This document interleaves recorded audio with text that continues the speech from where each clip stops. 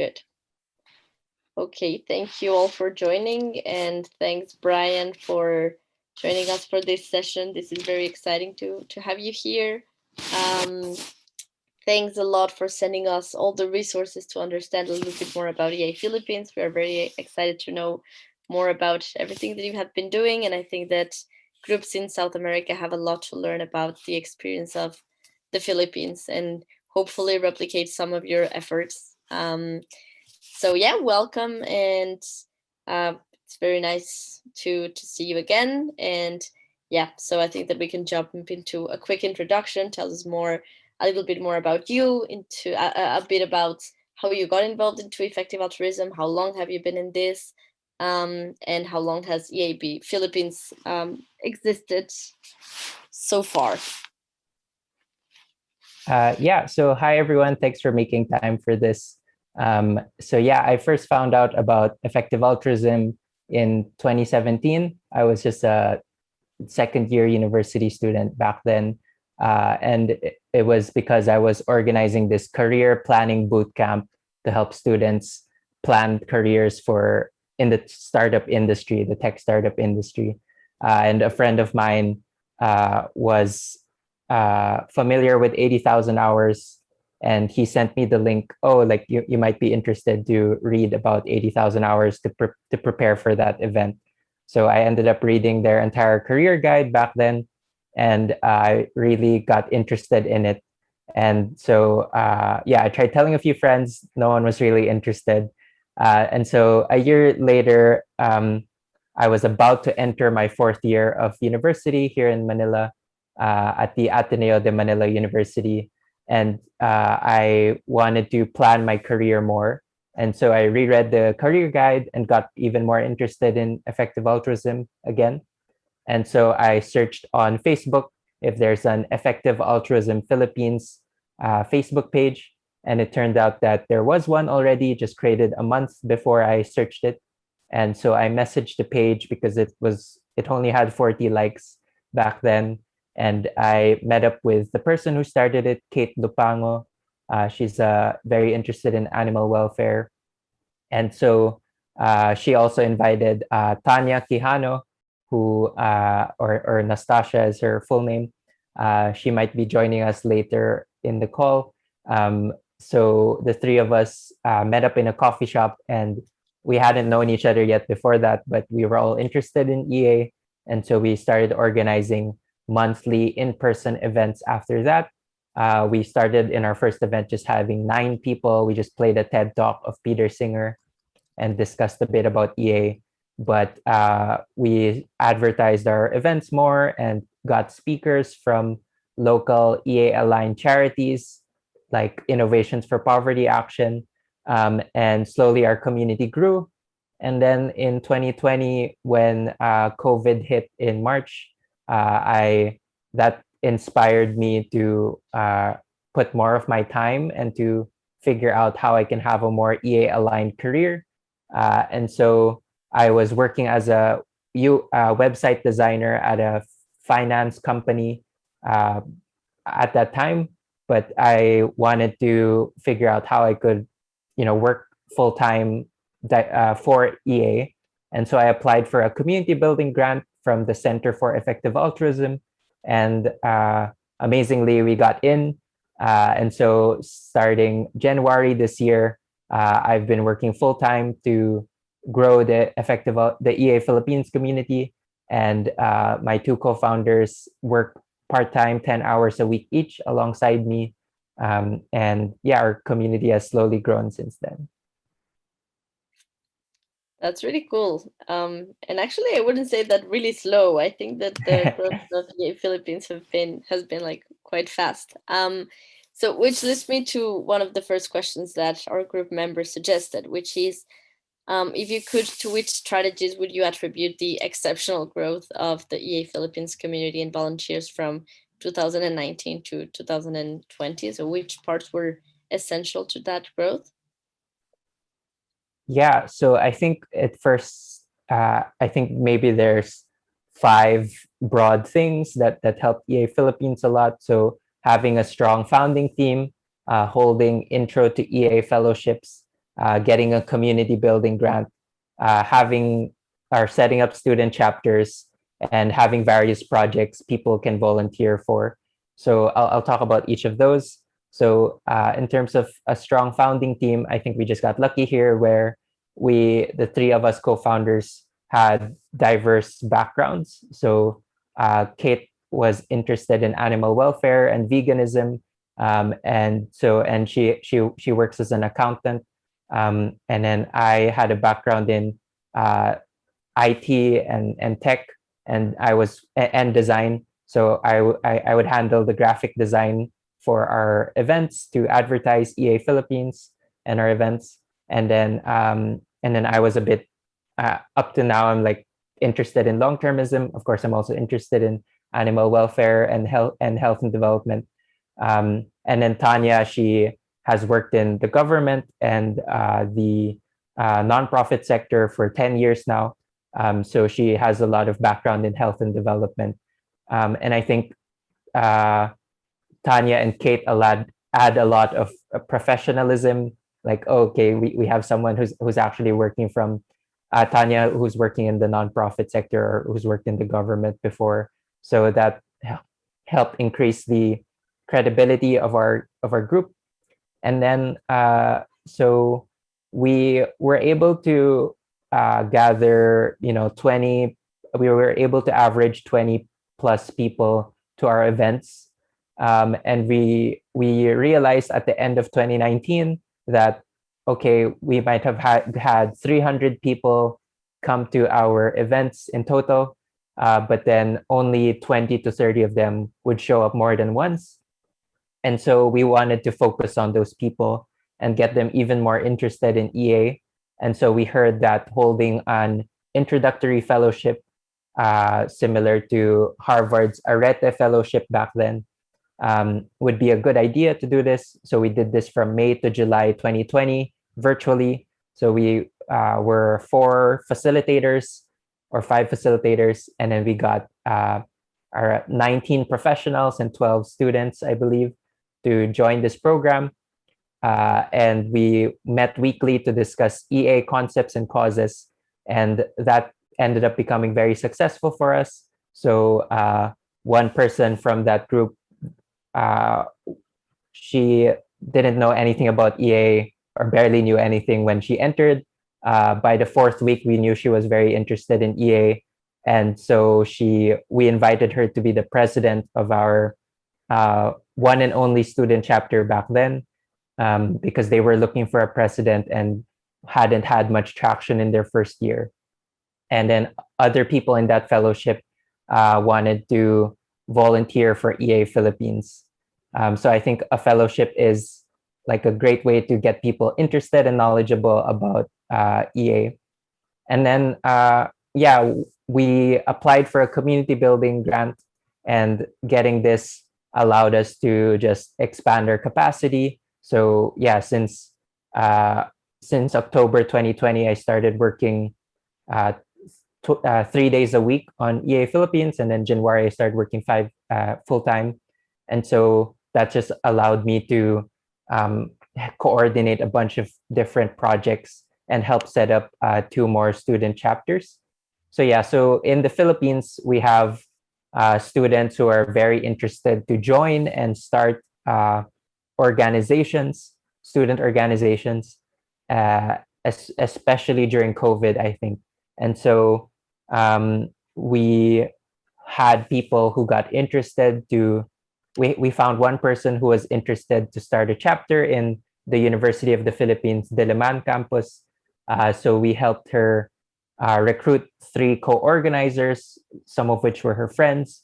We helped them organize their first intro fellowship, and now they have an executive board of 7 people who've all gone through an intro fellowship and are like well equipped to run things with not as much supervision from us.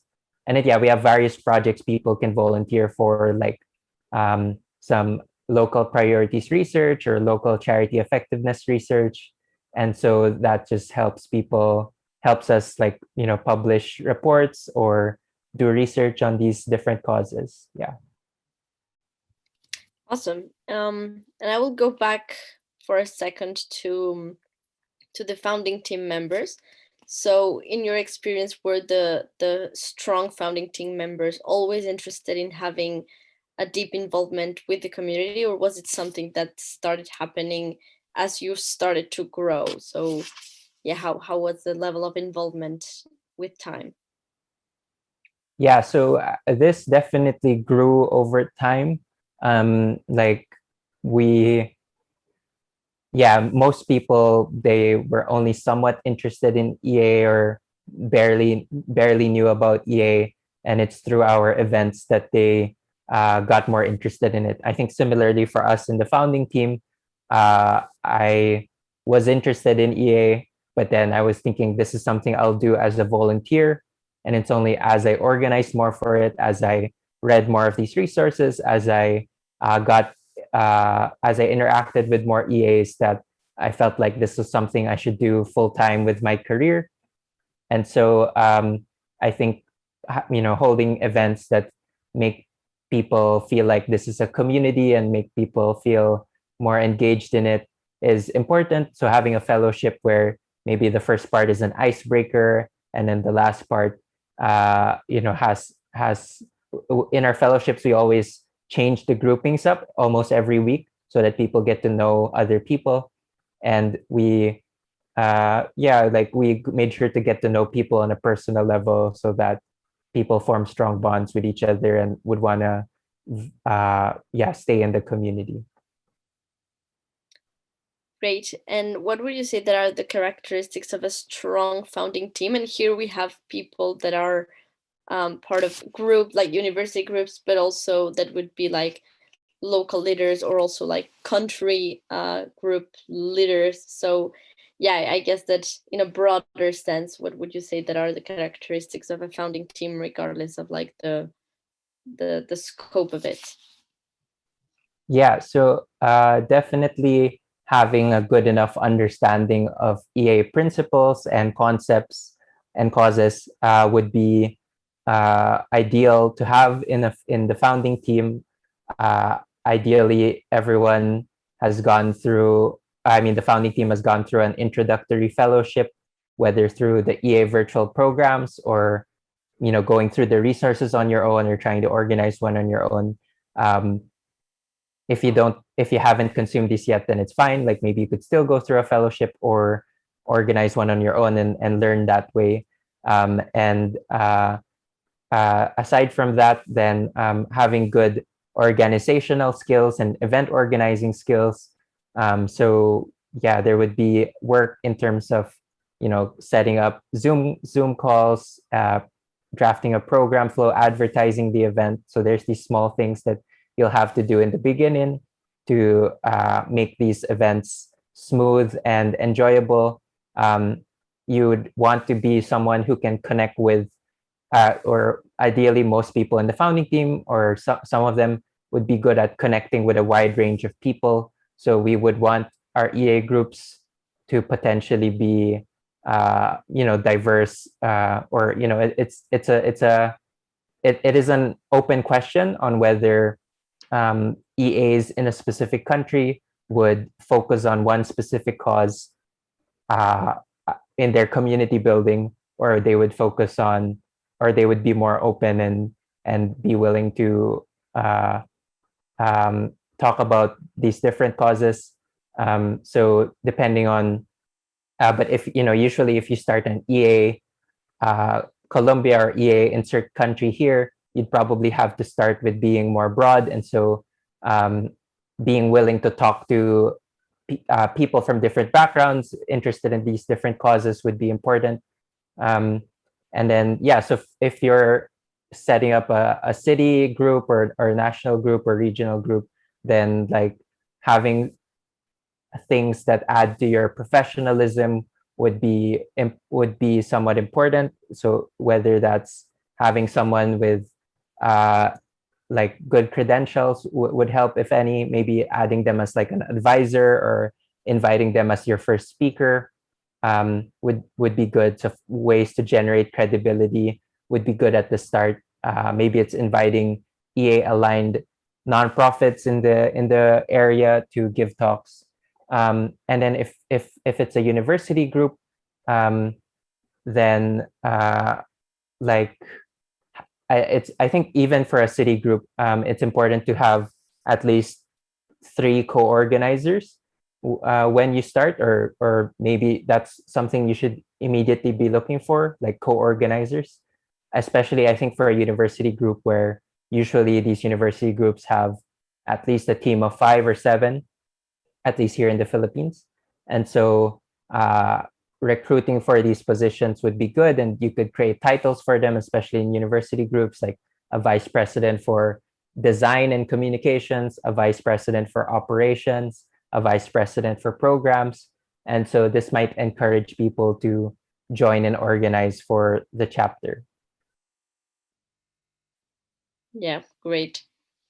Yeah, we'll have to see how our groups develop in that sense, but that's very interesting. Now I'll continue with a question that was very popular among our group members, which is, how is building an EA chapter in a developing country different from EA chapters in developed countries? Yeah, so I think, yeah, there's lots of differences. I think maybe the first I'll start with is yeah, it's we the in developed countries, they usually use the argument that, oh, if you give outside of your country or region, if you, for example, give to the poorest countries in Africa, you can have 100x multiplier on your donation. But here in the Philippines, for example, like that multiplier is just about 5 to 8x remaining. Don't If you're an average or above average citizen, or sorry, if you're an above average citizen in the Philippines. And so like trying to get people to realize that they should be donating abroad is a bit harder to talk about, or not as strong of an argument. And I guess secondly, the career paths that people can enter ideally to have an EA aligned career are very different. So in developed countries, or the US or UK, basically you can just default to 80,000 hours as career advice in their priority paths, and you don't have to do your own career research on what are the most impactful paths. But if you're an EA chapter in a developing country, the answers on what are the most EA aligned careers are probably very different. Even the cause prioritization you'd have would probably be different.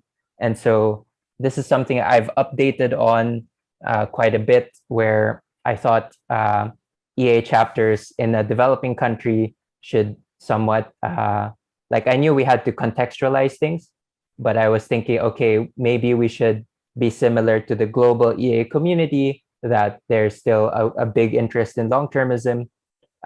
So like I was thinking, if we could wave a magic wand and influence people's cause prioritization, I was thinking if we take out EA meta first as like something people would prioritize, if we thought of the 3 broad causes of EA being global health and development, animal welfare, and long-termism, I thought it would be like, okay, ideally 40% of Filipinos in our community would prioritize long-termism, another 40% on health and development, and then 20% on animal welfare. The idea there is like, yeah, the global EA community, maybe the highly engaged ones, 40 to 50% of them prioritize long-termism anyway already. And so I thought, okay, this is something we might want to replicate, or so that we don't be too different from the global community.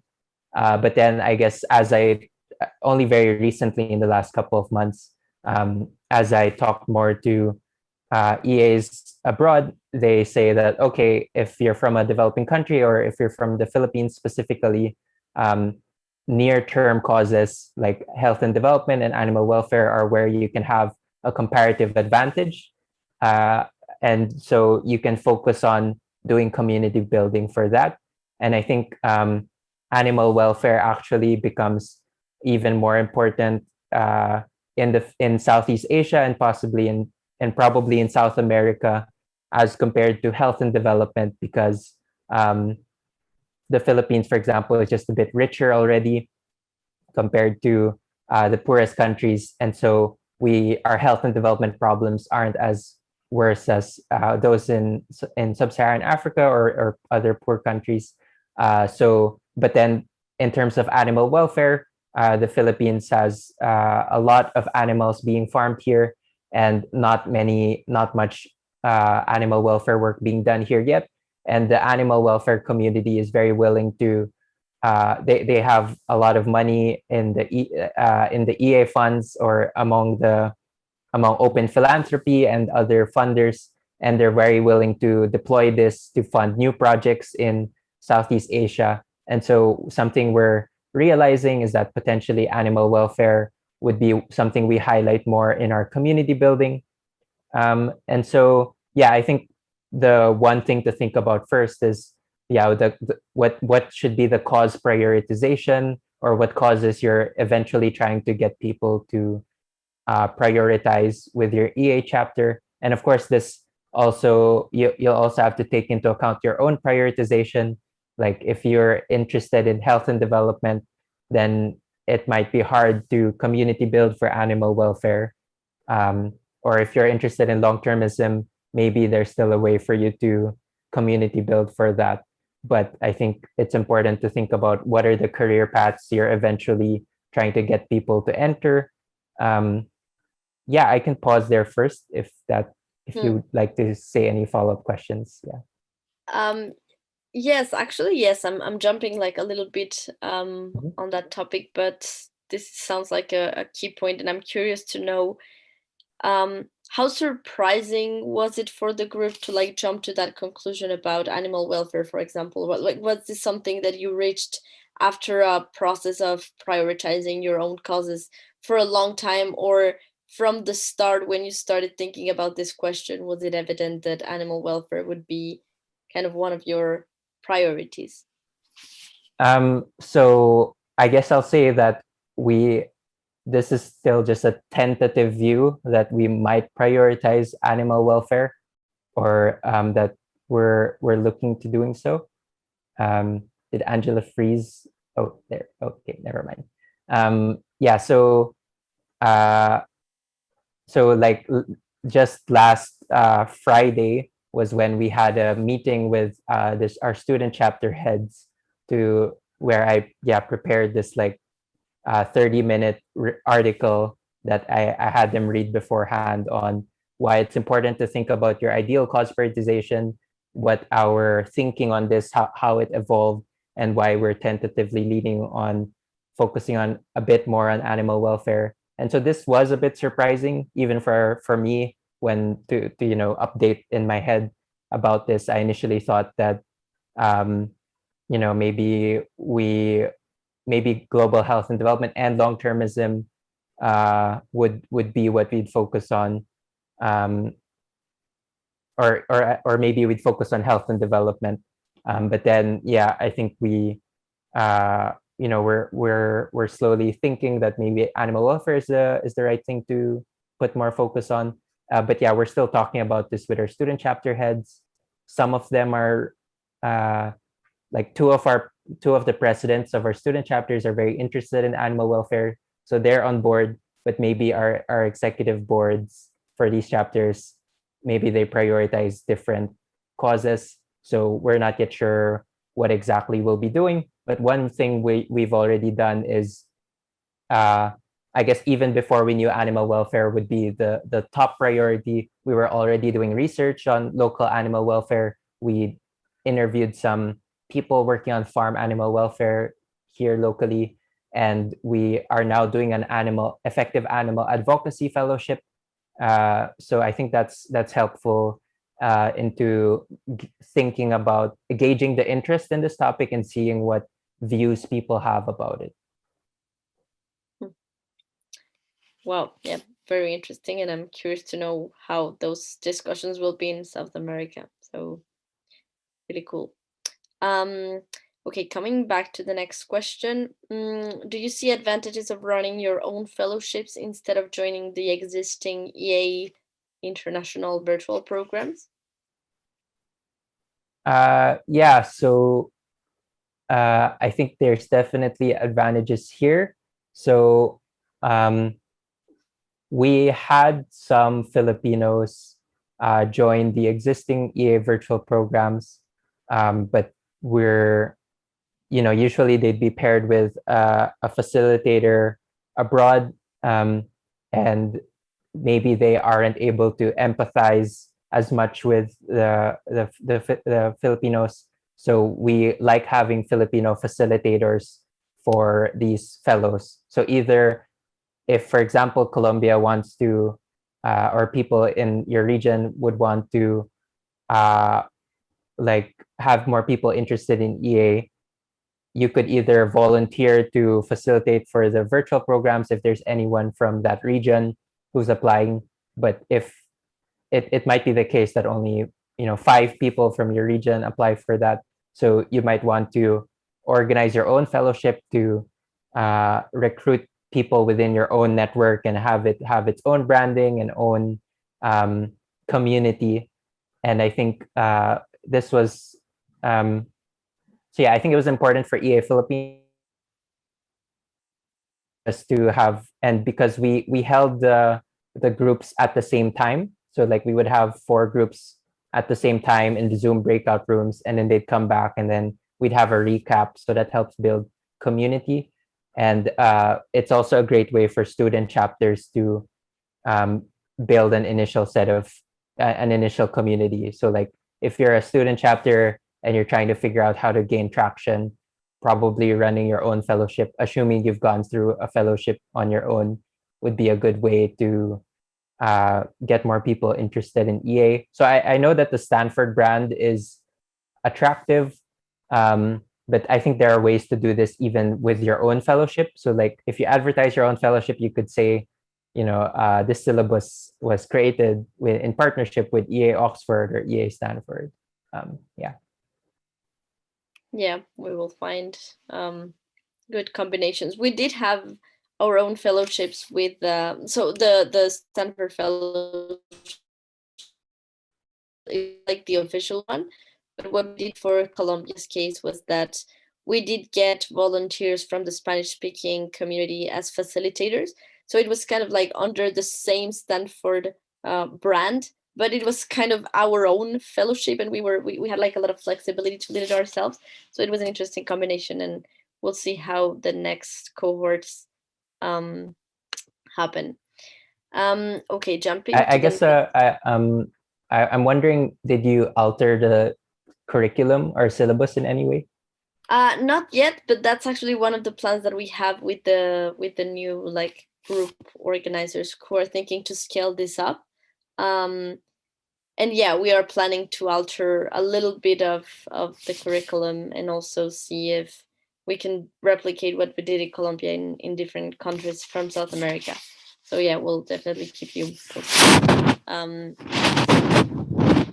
Okay, so are most of your interactions on EA materials in English? And from your experience, how important is it to have materials about EA in the local language? Does it facilitate group growth, participation, or diversity? I guess before we jump into that, I'll just say in terms of, yeah, I think it's important to think about the syllabus of these fellowships and try to uh, localize them in some way. So, for example, we doing good better is a key resource, right, in these fellowships, and so we just made sure to put a note where, yeah, this is aimed at a Western audience.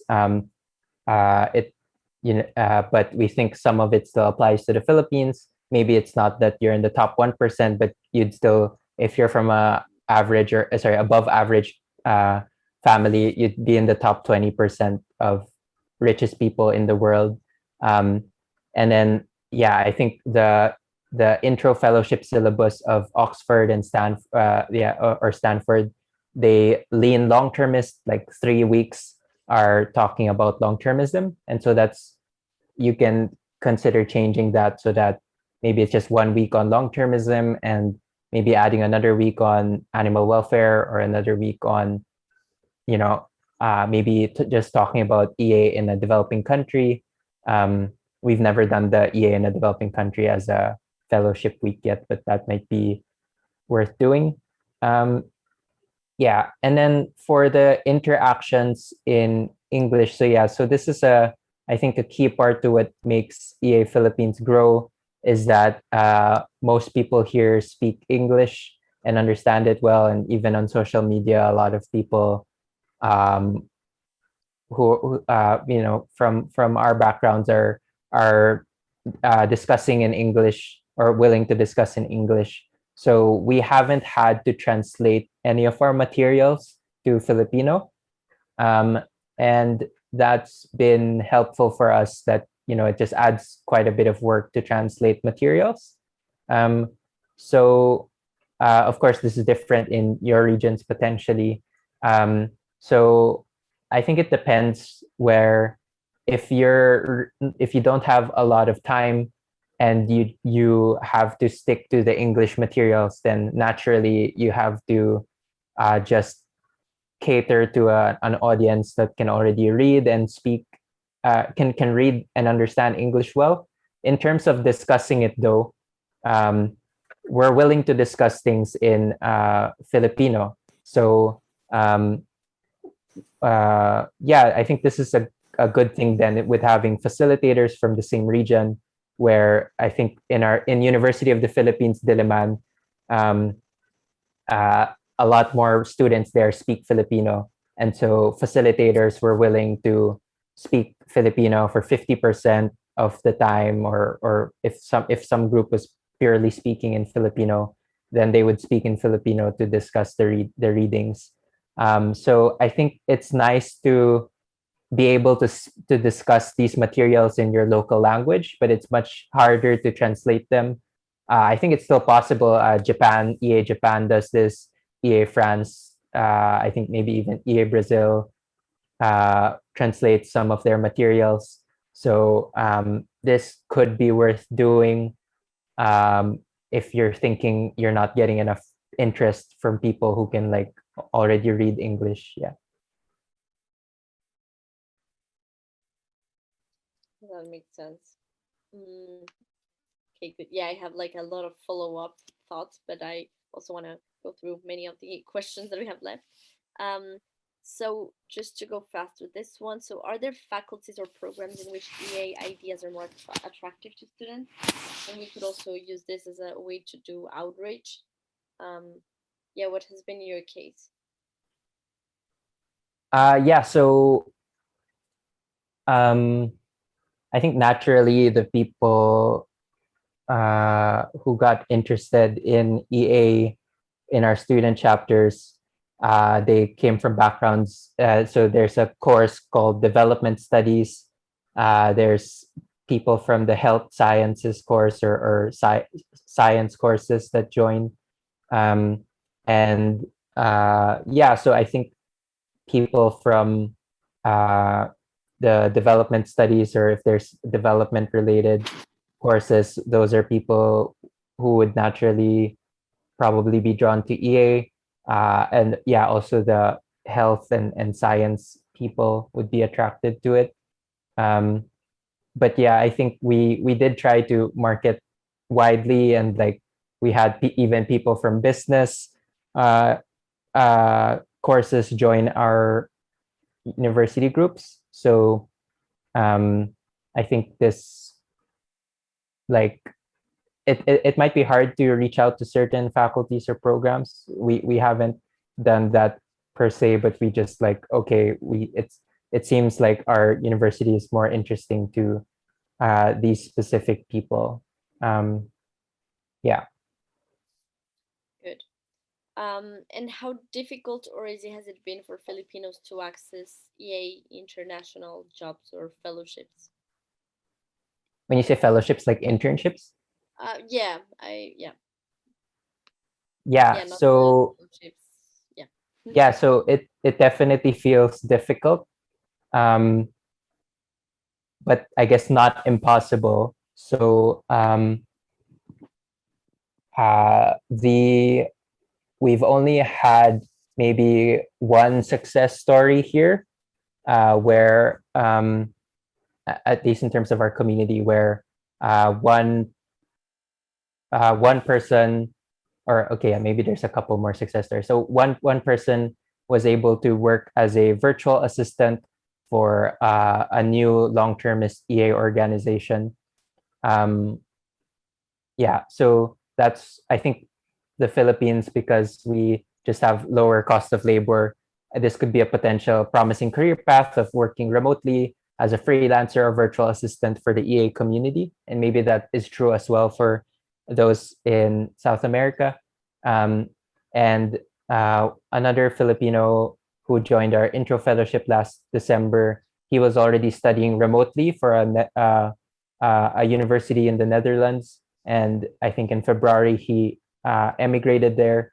So he's now having a career focused on clean meat or cellular agriculture, and I think that's been he's had a lot of traction there. So if you're able to target people who are already, maybe from your nationality but studying abroad, or able to study or work abroad, then that makes it easier for them to access international jobs.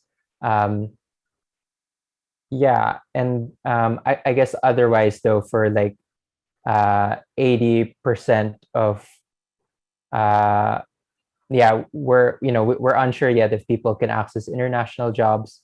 I think most people are prefer to work within the Philippines. So maybe the promising career paths for them would be working in the government and the health or economic the agency, working for effective nonprofits in the region, or in the Philippines, or doing you know, even mental health uh, would be potentially a cause area to work on if you're from a developing country. Charity Entrepreneurship has done some research there.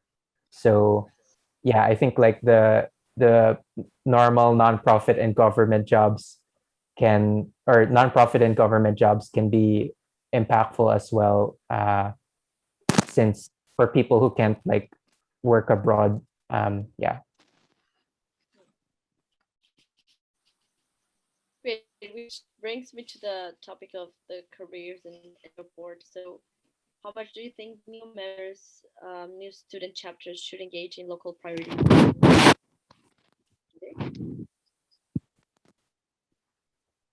So the question is, how much do you think new members or new student chapters should engage in local priorities research? Yes, or which members from your community are actually engaged in this versus career advice, for example? Um, yeah, so I think just maybe I'll try to ask a related question to Angela first. Like, I'm curious on uh, what people think, or what you think the top causes to work on are already in for people in, let's say, South America.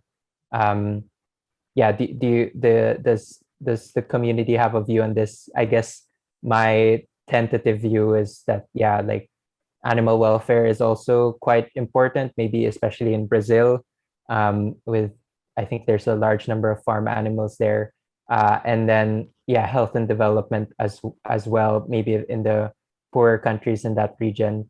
Um, so potentially these two causes, in terms of broad causes, are worth focusing more on, and maybe a bit tentatively on farm animal welfare. But yeah, I'm uncertain about that. So like, Angela, do you have any thoughts on that? On like what causes people should prioritize? Well, it's interesting because I would say that we haven't had like the discussion on which causes should we prioritize. I would say more that most of the people who have joined effective altruism from South America have come more from a health and development background. I would guess that actually most, if not all, of the attendees here come from kind of a health and development or like public policy kind of background.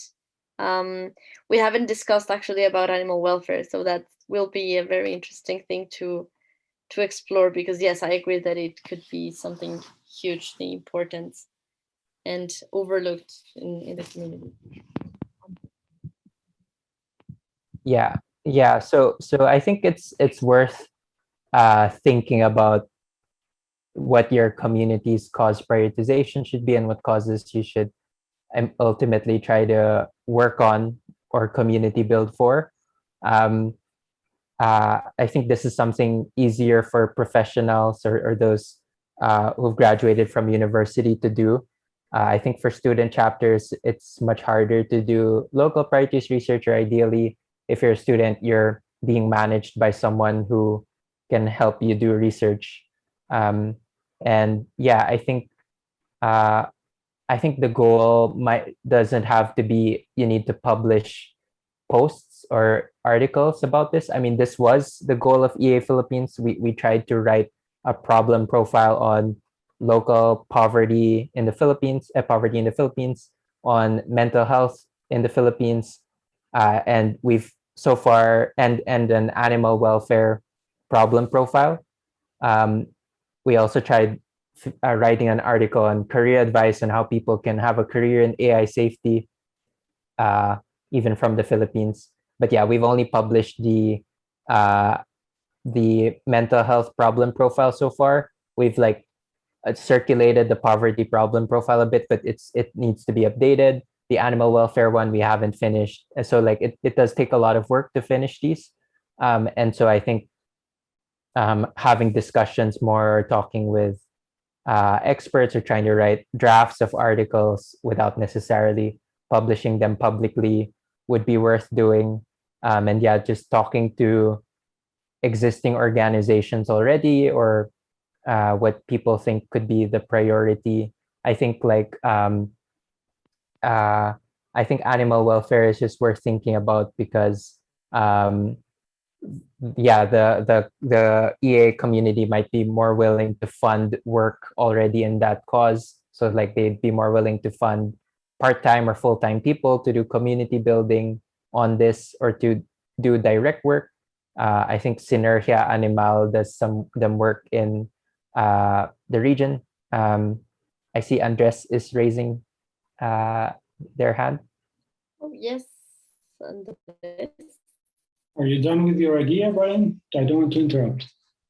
Um, yeah, you no, you can talk. Yeah.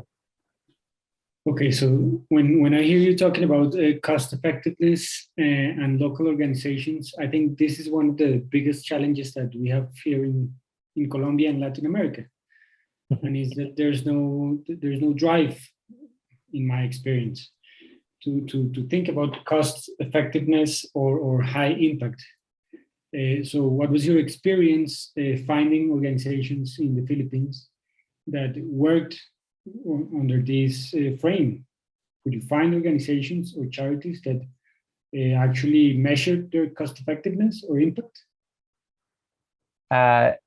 Yeah, so what we've mostly done was we looked at the GiveWell recommended charities, or the Life You Can Save recommended charities, and see which of them have uh, uh, operations in the Philippines. And so our idea was, okay, if their operations abroad are being recommended by GiveWell or the Life You Can Save, probably maybe their intervention here is also effective or something.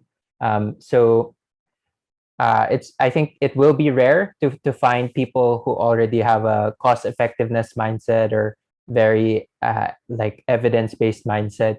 But if they're already a nonprofit doing a potentially cost-effective intervention, let's say vitamin A supplementation, for example, then like, or if they're already GiveWell recommended, maybe they're even familiar with GiveWell, like that just makes it easier to um, like know that this charity might be effective, or at least like worth introducing to the community.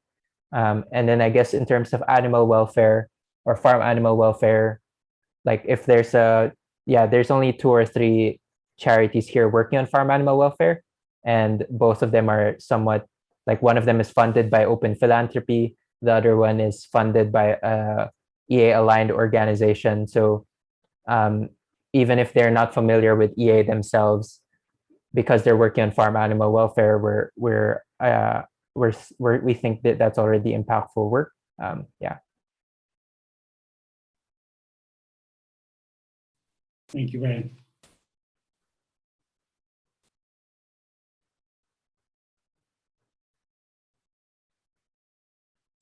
Oh, Angela, I think you're muted. You're muted. You're muted. Yes, sorry. Okay, thanks, Brian. So going back to the job board as well. I think Sandra want to ask something. Oh, yes, you're right, Sandra. So Sandra and Brian, now you can meet her. Sandra is one of our local EA Hispanic community builders. You're muted, Sandra. Or she's not muted, but we can't hear her. Yeah, no, we can't. Nope. Maybe without your headphones.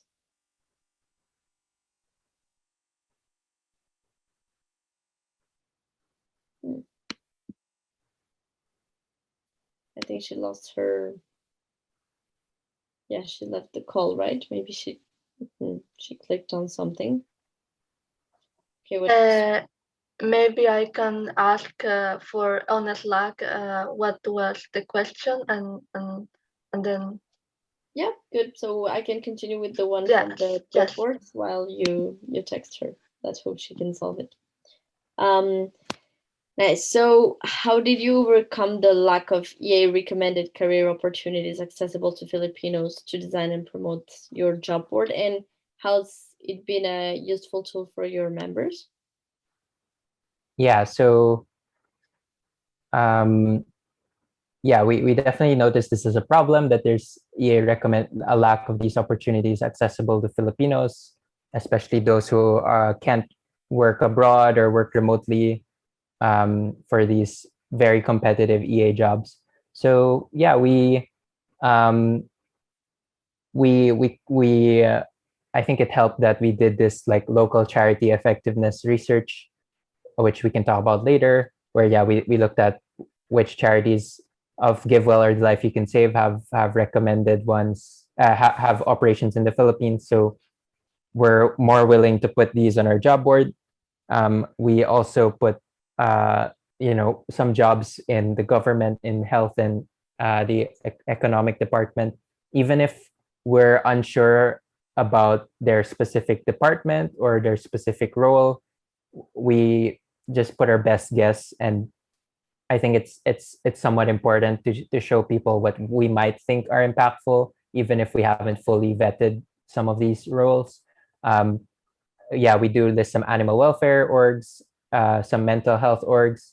We list some volunteer opportunities for EA organizations abroad. A lot of our community are still students, so usually we're recommending internships or volunteer opportunities.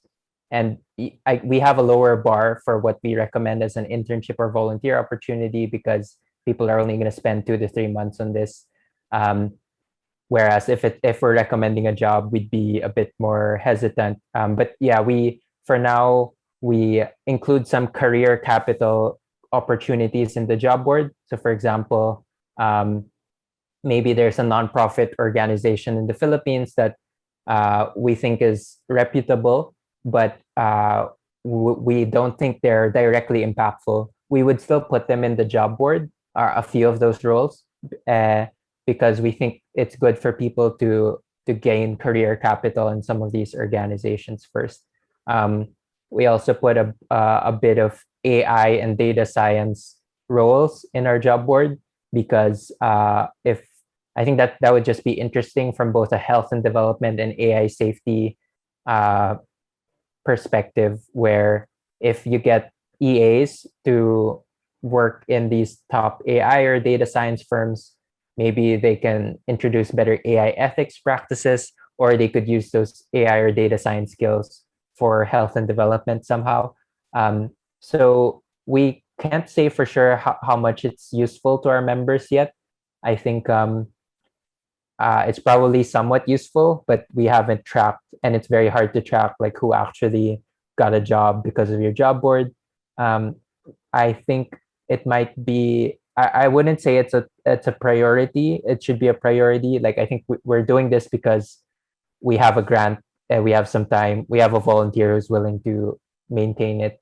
Um, and so I wouldn't necessarily say that you need a job board, but of course you'd want an idea of what jobs are impactful, and eventually maybe if you when someone gets a grant, maybe creating an Airtable job board might be worth doing.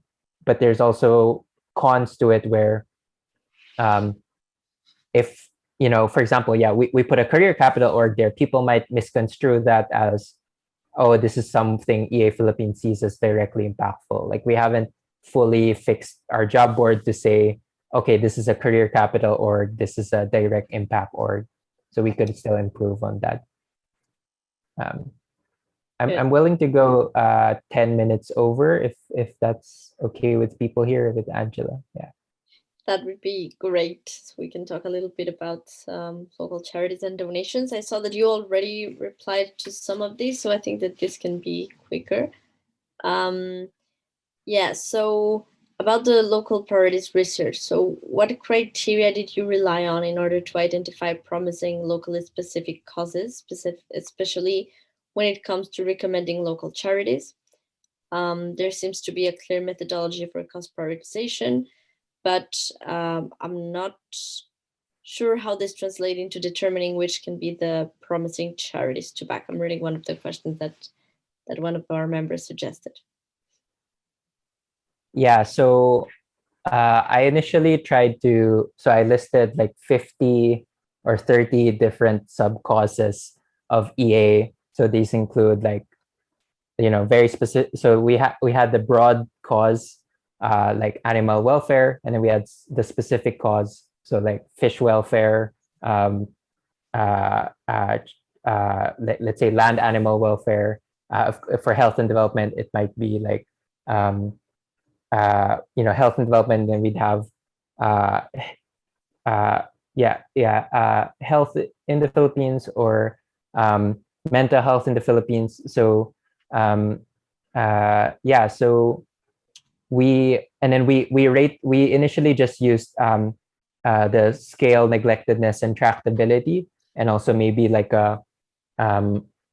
how important is this, or how easy is it for Filipinos to, how accessible is this for Filipinos, or where do they have a comparative advantage, and using, and because we've done some previous research or stuff, like we already knew that fish welfare and land animal welfare would rank high on this, and that also and then I guess we saw from a neglectedness standpoint that people not interested in EA are already working on health and development usually, but maybe not with an effectiveness mindset. And so this was still somewhat a promising cause, but just like because it's less neglected, we think that, okay, maybe it's worth looking a bit more into animal welfare. When it comes to recommending local charities, I think you kind of have to stick between health and development, mental health, and animal welfare as the broad causes. And it's in health and development where you might have the easier time to recommend charities, in the sense that animal welfare charities are usually much younger and harder to recommend, and they're usually already funded well. And then in terms of mental health, it's also hard to figure this out, because even the EA movement is just trying to figure out how to evaluate their effectiveness. So it really comes down to health and development, and I guess that's another conversation in itself on like what are the most cost-effective interventions, or most the worst health problems in the region. I think something I'll mention is that I'm going through a 2-month program for Charity Entrepreneurship. So this is where they normally Charity Entrepreneurship incubates new charities through this 2-month program, whether in health and development or animal welfare or EA meta ideas. They've also incubated one family planning charity and one mental health charity. And they are now doing this new program to help where like me and Shen, another person from the Philippines, we're going through the program not to found a charity, but to learn how to research what are the best charity ideas. And then for 6 months after the program, we'll be researching what are the best charity ideas in Southeast Asia within health and development, animal welfare, and possibly mental health. And so we will hopefully get better at this, at what interventions would be most cost effective in the region. And I think next year, Charity Entrepreneurship might redo this program. And so someone, one to three people from your region can join this and learn how to do this and then do this research on your own. And that would just be helpful for you to figure out what are the best specific causes or interventions to recommend, because this is like quite hard to do and needs a lot of time. Yeah, that would be great for our members. That's a very interesting opportunity to check out. Great, we have just 2 more questions left. We can I think someone's raising their hand. Oh yes, Adri, are you? Yeah, the Sandra question. So yeah, I think that Sandra is back. So Sandra, can you hear us? No. Okay. Go ahead. Yeah. She would like you, Brian, to tell us about little about your experience measuring the impact of the Philippine community.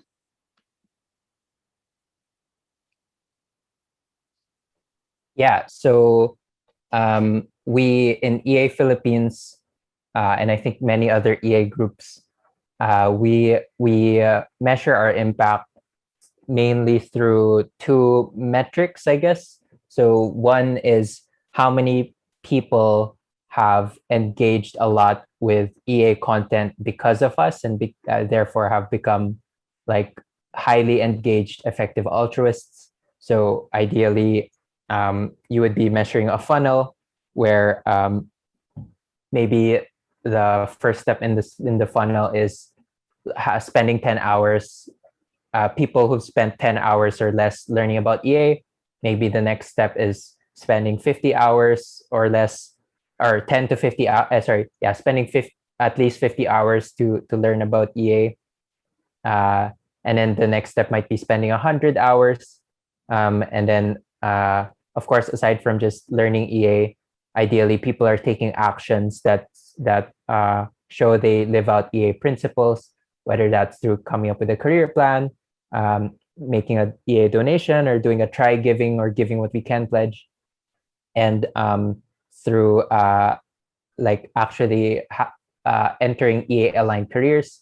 So I think and then I guess the other metric, right, is aside from how much time they spend learning about EA, is are they actually able to enter EA aligned career paths?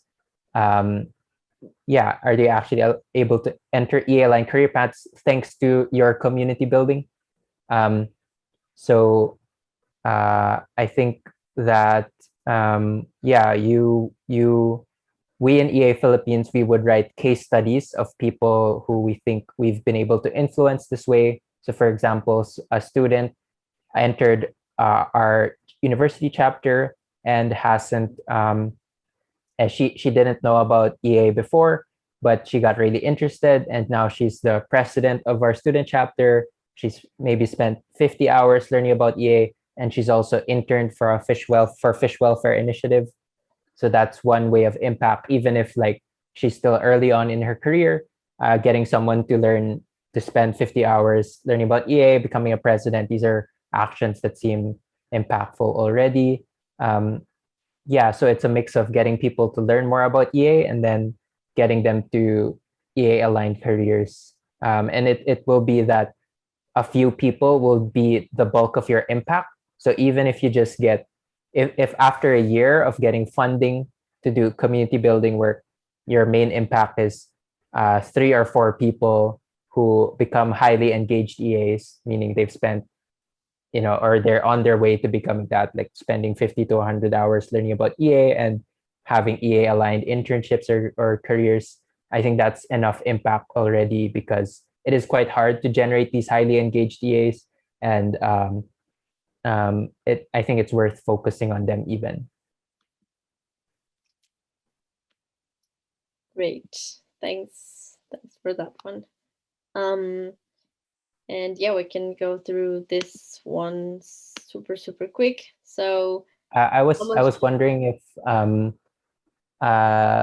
if Sandra or the others here would want to hear about the applying for a grant or a grant to do community building work, or if you'd like me to talk about that. Sandra. Sandra can talk. It's like the technical problem. So, but actually, he asked it about your experience applying to the CAI. But I think it's something that is more useful that you discuss like more detail later, or not. I don't know. But yeah. I think it would be very interesting if we can have like a chat with Sandra about this. I know that they have been through the process lately, and yeah, we're still hoping to hear back from CA as well. So we'll keep you posted about that. Regarding the rest of the group and countries, we haven't yet been involved into what the process is like. But so yeah, I think it could be worth discussing it with Sandra if that's all right. Yeah, I guess we could do that separately. But yeah, I think like oh, Linda has a question. Oh, Linda, yes. Yeah, I think maybe Brian can be brief and explain us a bit of how was the process. Oh, that would be interesting to listen. If Linda wants to know about that, that would be amazing. Of course, we need more community builders applying to these grants in CA. That's great to know. Go ahead, Brian. Yeah, so the process has changed a bit. So initially, when we applied to the Center for EA's Community Building Grant Program back in June last year, we had to create a proposal, or we created a proposal and submitted it to them, and we said how much funding, how many FTE or full-time employees we would ask for, and what goals we would achieve, and what's the initial traction of our group. We also talk about the comparative advantages of our region and the obstacles maybe to doing community building here. But so we submitted that. We had a 30-minute group interview and a 30-minute individual interview with Harry Beskelly from Center for EA. And then we got a decision by August. And so, so we were funded for 12 months for initially, so I was initially given a grant for 3 days a week, and then my two co-founders were given like 10 hours a week and 6 hours a week, but they increased my grant to 40 hours a week in March this year, because I was willing to work on it full time, and they decided to do that. For the current process, for groups outside of Center for EA narrowed the scope of their community building grant program. It's now mainly focused on a few countries where there's already a big presence of EA. So for people in this call you'd probably have to apply to the EA Infrastructure Fund, and they're willing to accept local groups to fund them. And it's probably a bit easier to get funding from this than from CEA. You would have to fill up an application form, and then you would probably have a 1 hour call with Buck Schlegeris. He's the grant maker, I believe, who's deciding on this. And then within 21 to 42 days, or 3 to 6 weeks, you're gonna find out a result. And so it's I think EA is at a stage now where they're more willing to experiment and fund community building work. So I could imagine that like 1 to 2 full-time employees for 12 months of funding, you could get that amount of funding to coordinate this regional EA group, or a national EA group. And then if you also just want part-time funding for a country group or a city group, or a university group, you can also err on the side of applying. Like we in EA Philippines, we thought we had a 10% chance of getting in, or a 20% chance of getting in, but we ended up getting in. And so I think it's worth putting in the time to apply for this. Maybe it would take 6 to 10 hours to make the application, or to prepare for it. But then you'd then be funded for 6 to 12 months. So I think that's worth doing. I like even some students in Abu Dhabi, 5 of them got like part-time grants each to do community building work in their university and for their region in the Middle East. So like I think there is a possibility that they'd be willing to fund this. Yeah. Awesome. Yes, and if any of you wants more advice on how to apply to these funds, we can connect you with not only with Brian and with the people who have gone through this process before. And congratulations, Brian. That's really, really cool to know that you have been funded like this, and we hope that it will happen as well with South America soon. So yeah, that's very inspiring. Nice. I think that I think that you kind of addressed this one, so I will just go to this one very fast. It's how much do you prioritize donations versus other activities, considering the lack of economic capacity of our countries and the currency exchange?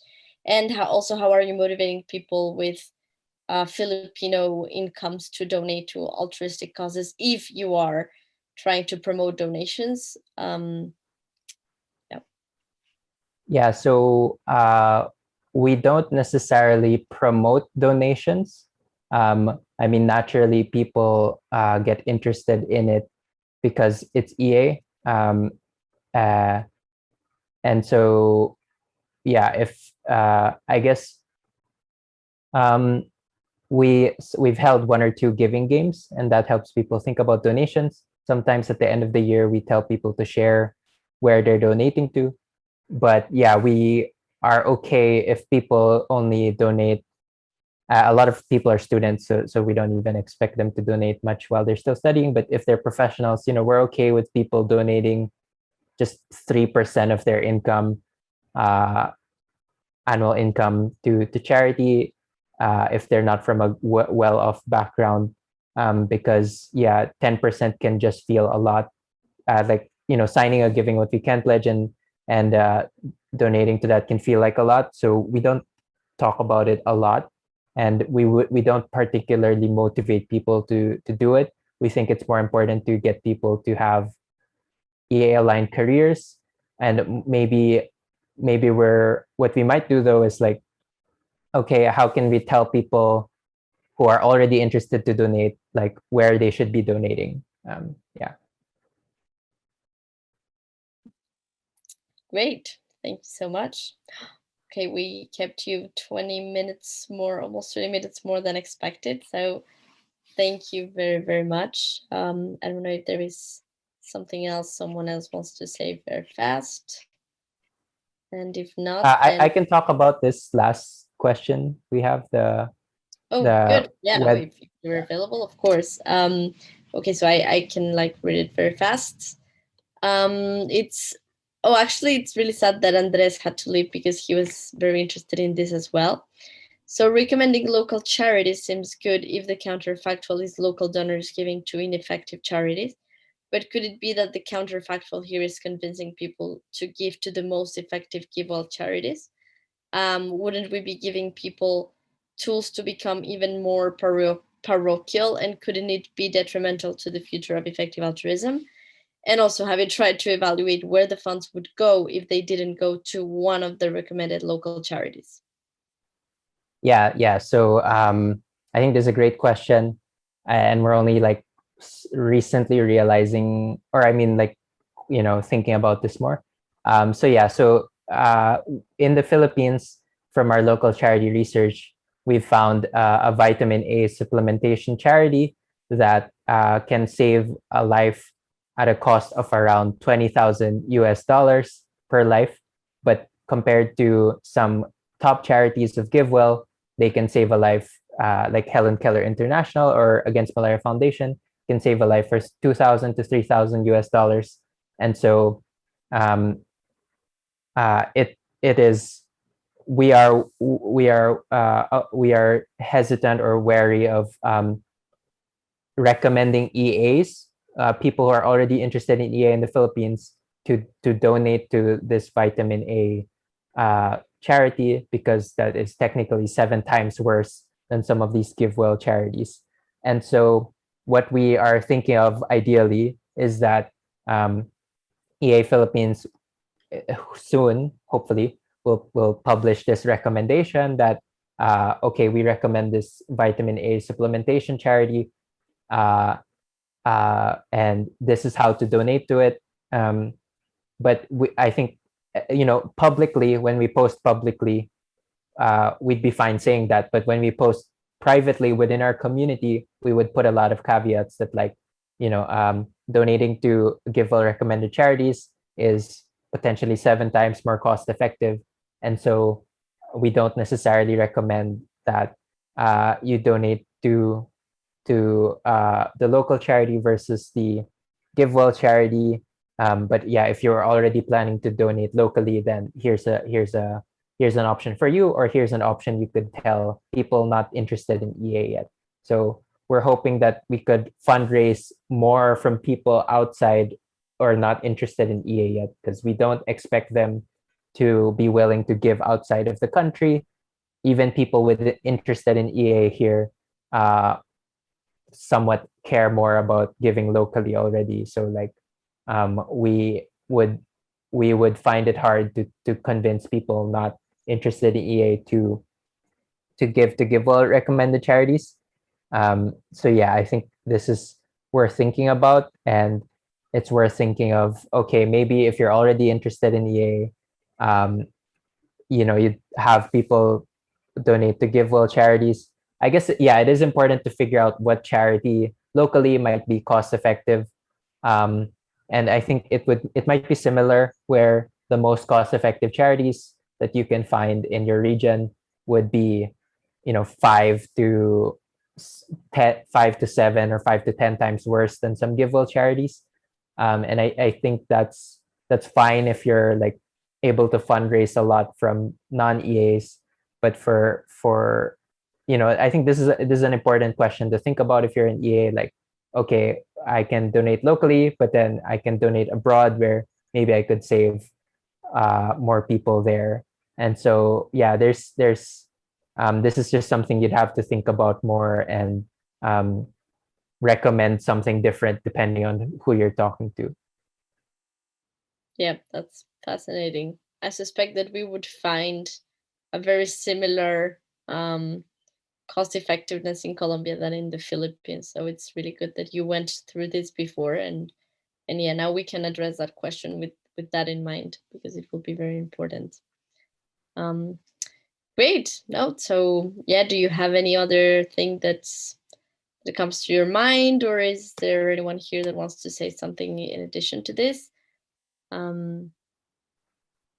and if not, then thanking you so much for taking the time, Brian. This was great. Thanks also. I know that the time difference is crazy, so the coordination between the two continents is very difficult. Thank you so much for taking the time, and those were great answers, very informative, and lots of food for thought for our community to think what our next steps will be.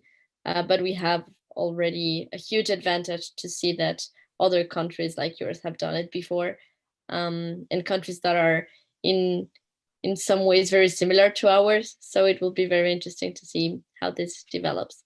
So thank you very, very much, Brian, and hope to see you soon in the future. Yeah, thank you for having me. And yeah, I hope everyone was able to learn some insights. And yeah, my community building perspective is just one perspective. And so you guys can still discuss with each other or with other EAs. And yeah, I hope this helps you in your community building. I think there's a lot of promise in your region to do EA community building work. Definitely. Thank you so much. Let's keep in touch then. All right, I'll go ahead. Bye, everyone. Thank you, Bye, Brian. Bye, Brian. everyone. Thank you.